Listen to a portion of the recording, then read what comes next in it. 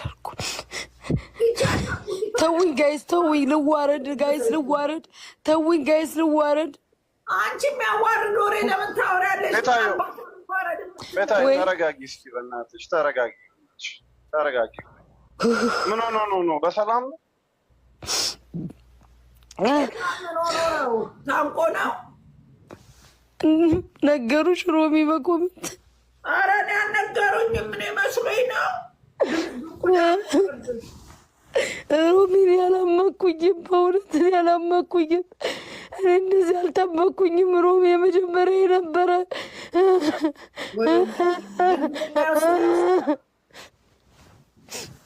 የድንግልናሽ ነው።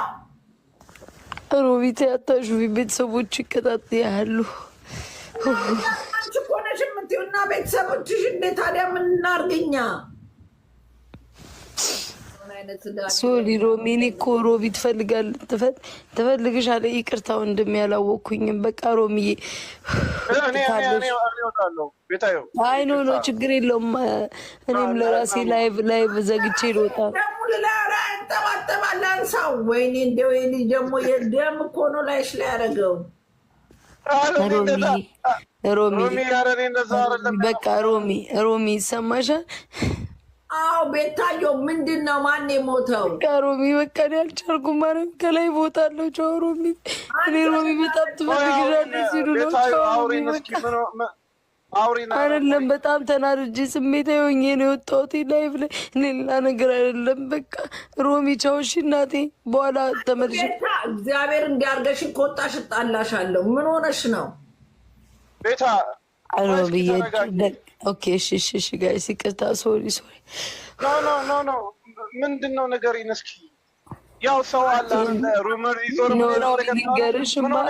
ልንገራችሁ። ሮሚዬ የድሮ ፍቅረኛ የነበር ማለት ነው። እዛ ድሬዳዋ ያለው ሚስቱ ከሌላ ወድ ጋር አይቷት ራሱን አጠልጥሎ ገደለ። እኔ አላመንኩም።